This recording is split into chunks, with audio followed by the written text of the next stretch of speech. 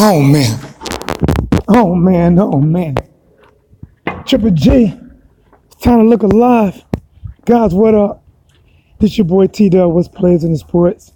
We are here live, guys. Alright, so as I walk away from my desk for my little 15-minute powwow, guys, listen.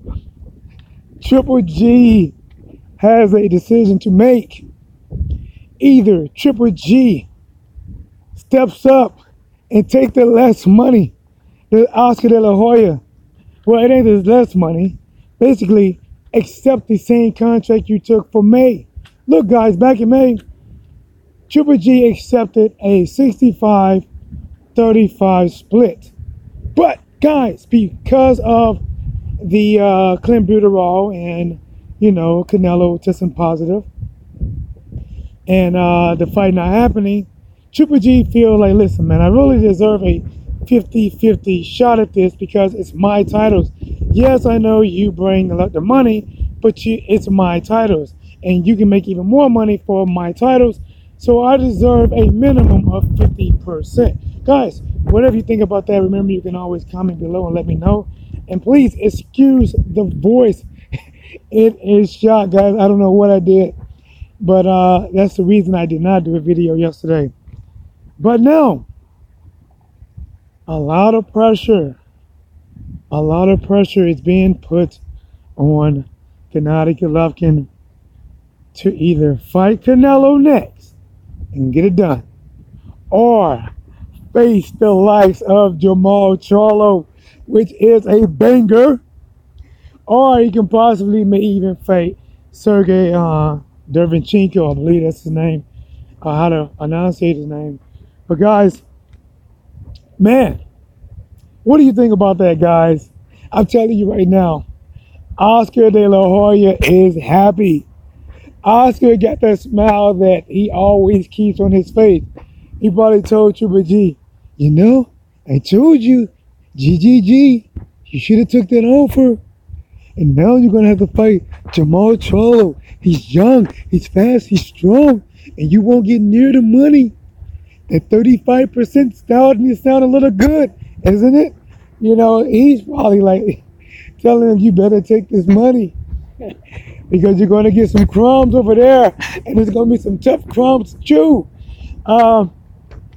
So, man, very interesting matchups between Jamal Charlo, and that's the one I want to see, to be honest. If he does not do the rematch in September with Canelo Alvarez, I would like to see Jamal Charlo.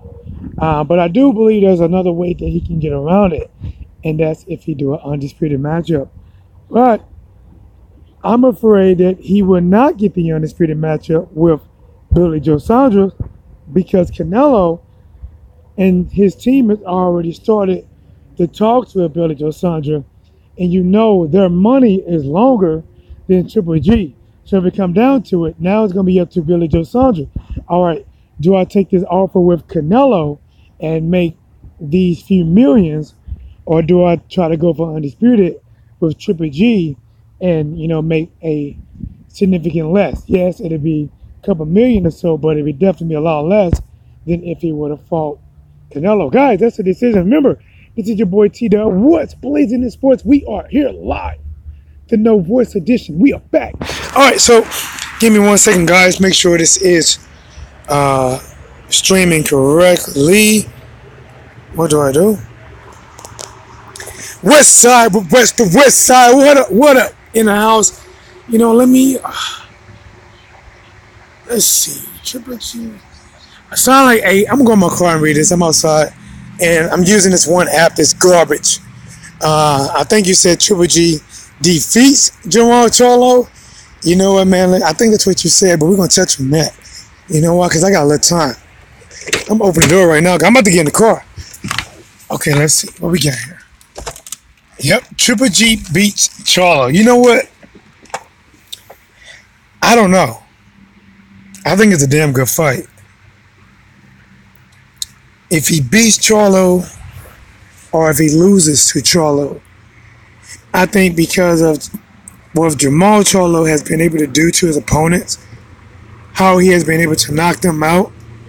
Well, both of these guys, listen, I don't see neither one of these guys going backwards. Jamal Charlo is not the fastest guy on his feet. He don't use his feet to get away from his opponents. He comes forward. And Triple G comes forward as well. Honestly, I think he's going to be a lot of fucking big punches. It's going to come down to, who can really take it. I do know that Triple G has proven that he can take some really good shots, from some heavy hitters. Danny Jacobs, Canelo Alvarez. I think David Lemieux may have touched him here and there, not as much. So his chin may be a little bit more battle tested than Jamal Charlo, but Jamal Charlo packs a damn good punch, which is why I would like to see the fight. But the only fight that I think I would like to trump over Jamal Charlo is if he can get the undisputed with Billy Joe Saunders, because that makes a lot of sense. If you cannot get the money fight with Canelo Alvarez, right? You 150. To be honest, because I think it looks like, Oscar is like, listen, you either take it or leave it. But to be honest, maybe they can, negotiate. Why come they can't meet in the middle? If Triple G wants 50-50 and Oscar and team like, no, you take this exact same deal you already accepted for May, 65-35, why not meet in the middle between 35 and 50? Why not do something like that? And I'm pretty sure that at this point right here, if Oscar came back to Triple G and said, all right, listen, we'll give you 40. And that ain't even in the middle. But we'll give you 40. I am pretty sure that Canelo, not Canelo, but Triple G would say yes. Because even if you think Triple G beats, I'm going to get back out in the car, guys. I like to walk. And it's hot. If Triple G if you think he can't beat Jamal Charlo, I don't think he really wants that action. I mean, if you got to go through that type of war, you better get the money, because they're trying to force you you have to fight your mandatory, either Jamal Charlo, or you may have to end up fighting that Sergey guy that was said to be a mandatory as well. So, I don't know, man. The biggest thing is, it's a question that neither one of us can answer right now until maybe we hear more. Where exactly does Triple G go from here? What move do you want to see him make next? Do you want to say, listen, just cave in, take the money from Canelo? No, it's probably not what you want. No, it may not even be what you deserve, but it's going to be more money combined if you were to fight both two mandatories. Or do you say, listen, play hardball? You know what? If they don't want to fight you, see if you can convince Billy Joe Saunders to fight for undisputed. See if you can convince Billy Joe Saunders to say, you know what? Listen, I know Canelo's going to offer you more money, but let's do an even split, a 50-50 split for undisputed. And if Billy Joe Saunders don't want to do it, and he goes with Canelo, honestly, that still would be a big fight for Canelo, to be honest. That would be still a big money fight for Canelo. Honestly, you have to fight one of your mandatories. And neither one of the mandatories are going to bring the money, that, or the addition. Like, with Canelo is bringing the money. But Billy Joe Saunders is leaving your legacy as being undisputed. When you fight one of your mandatories, basically you're just risking a belt to still prove you're the best in that sanctioning body. You get what I'm saying? All right, let me check on something real quick. Check on the time too, man. I told y'all, West side, keep it real, boxing's in the house. All right, let me flip sideways, see what happens. All right, no escape from Triple G. Has to fight Charlo if there is no Canelo fight. Yeah, WBC definitely put a stamp on that. He has to fight Charlo if no Canelo. But the only thing I think, man, I think the WBC will maybe a little bit lenient if he does it undisputed. The same way that uh, what's his name, Anthony Joshua. You know, he has some mandatories right now, but they may be a little bit lenient if he fights Deontay Wilder for undisputed. Otherwise, you just can't fight people. See, the thing is right now, they're starting to get on Triple G. They're like, listen, man, you could have fought a mandatory back in May, and you didn't do it. You handpicked somebody that hasn't fought in 2 years that's not really a 160 pounder. You know, I honestly think that they're tired of him handpicking opponents when he does have options. Like Kell Brook, 147 pounder that blew up to 160. He didn't have the power of a 160 pounder, but he ate a few cheeseburgers and retained some water to make himself a 160 pounder, and then his eye got broken. So that's why I think they starting to put this real pressure on him. Westside says Canelo versus Sanchez would be a good fight. Yeah, man, it would be a good fight. And that's the reason I say, you know, it makes money. It does make money. To be honest, see, that's probably the reason why Oscar is holding his ground against Triple G. Because he's like, listen, we can fight Billy Joe Sanchez and make, you know, either the same or better money maybe fighting Billy Joe Sanchez. That's why they're not giving in. You know, but let me take the time real quick. And I will explain why I'm checking this time like this, guys. Let's see. All right, 11 minutes and 44 seconds.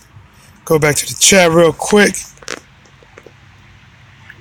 Keep It Real Boxing says, very good fight. Definitely unification fight trumps a regular title fight. Absolutely. Absolutely. All right, so I'm going to get a good walk in. So you guys, please continue to chat. But I'm going to walk towards the building. Listen, here's the main reason why I have to watch my time. Because there's a woman that works around me that get paid to do her job. But this triple cheeseburger eating, sucking on the lollipops just for the sugar, hungry hippo is in everybody's business but her own. This, clocking me, watching me, stamping me. Oh, he got away from his desk for 5 minutes. I think he might have been in the bathroom. I wrote it down. I mean, it was crazy, right? It was so crazy that I had to go to a manager like Friday. Like, listen, I'm like, why am I being tracked? How come when I go to the bathroom, why is my time being tracked? Oh, you were in the bathroom for 10 minutes. Yeah, I was taking a shit. Would you like to join next time and help contribute in my efforts of getting that shit out of me? Because trust me, it was bothering me. All right, you know what I'm saying? But you got to deal with people like that, man. So, but I had a manager come up to me and you know, kind of onto the situation. Had a talk with the person that orders 3 of the specials at one time for herself. You know, misery loves company. But you know, let me get back to boxing, guys, because I'm walking. Let's get back to boxing. As I walk, Triple G is honestly, he thought he had the upper hand when Canelo failed the test.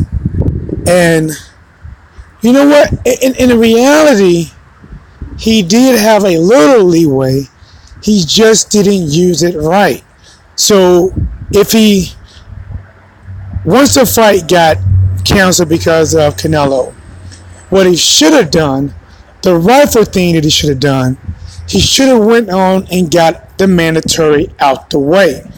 That's what he should have done. Because that was your throwaway fight, and you should have fought a mandatory. That way the pressure is off from you. But you didn't fight a mandatory. You went and fought Monterosian, who hasn't fought in 2 years, who found out he was fighting probably when he was having a double shot at the bar, sipping on some Crown and eating peanuts. And then he finds out that he has a fight already with you. And he has a couple weeks to even get in shape for it. And now, your back's against the wall, buddy. Your back is against the wall only because you guys didn't do what was right. You didn't get the mandatory out the way. You didn't do that. That way, if you didn't fight Canelo in September, it gives you more bargaining power because you're not being forced to try to fight somebody if you don't fight Canelo. Now you're in a position that even though Canelo tested positive for clenbuterol from eating a double stuffed burrito, he's back in the upper hand. You thought because he tested positive for clenbuterol and the fight was canceled in May, that now you could demand more money. You can demand more money. But Canelo and Oscar is pumping the brakes on you.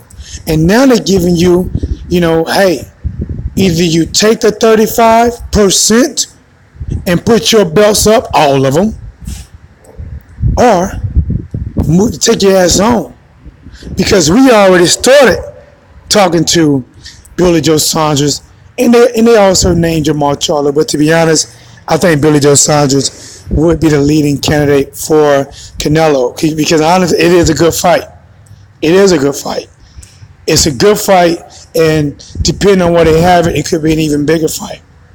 And, oh my gosh, you want to know how bad this can really hurt Triple G? I'm going to let you know how bad this can really hurt Triple G. If Canelo fights Billy Joe Saunders, and if he defeats Billy Joe Saunders, and now Canelo actually has a belt, right? He has a belt. And Triple G has to go on to either fight Jamal Charlo or Sergey, one of them guys, and remember, and get that out the way. It's going to be for less money. It's going to be risk, but it's going to be for less money. And now you have even less bargaining power if you want to fight Canelo after that. Because now he has a belt. Canelo might come back and listen, we offer you 65-35 when we didn't have a belt. Now we have a belt. Now we're going to offer you 70-30. Take it or leave it. Or retire. You know what I'm saying? This is just not a good look for Triple G, man. But let me get out of here. This your boy T-Dub. What's blazing in sports? Please don't forget to comment below. Let me know what you think. Hit the subscribe button. Guys, please hit